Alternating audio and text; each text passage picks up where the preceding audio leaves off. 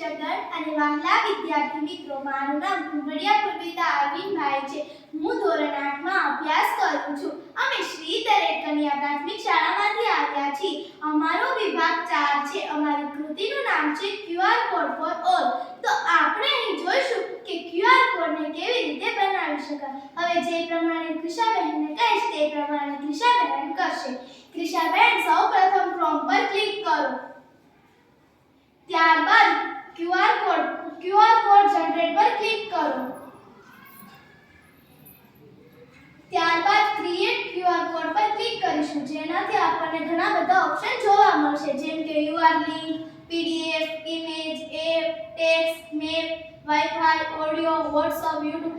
આના બધાની મદદથી આપણે QR કોડ બનાવી શકીએ છીએ. આપણે UR લિંકની મદદથી QR કોડ બનાવીશું.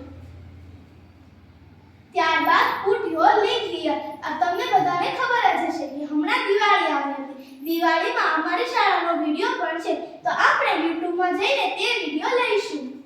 ત્યારબાદ સૌપ્રથમ YouTube પર ક્લિક કરીશું. ત્યારબાદ આપણે અહીં સર્ચમાં તરેડ કન્યા લખીશું. ત્યારબાદ આ અમારી શાળાનો દિવાળીનો વિડિયો છે. આપણે તે વિડિયોને શેર પર ક્લિક કરીશું.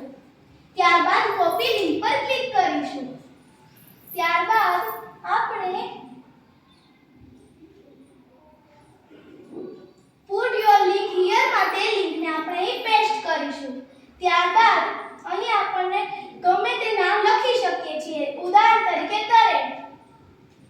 ત્યારબાદ અહીં ઓપ્શનમાં આપણે જઈશું, જેમાં આપણને ઘણા બધા ઓપ્શન જોવા મળશે.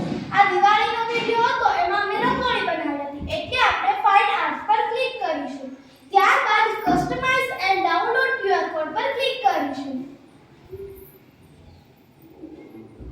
હવે તમે જોઈ શકો છો કે આપણો QR કોડ બનીને તૈયાર થઈ ગયો છે. આ QR કોડને આપણે ફ્રેમ, શેપ, કલર, લોગો ગમે તે આપી શકીએ છીએ. ઉદાહરણ તરીકે આપણે આ QR કોડને ફ્રેમ આપીને જોઈએ. ત્યારબાદ આપણે માય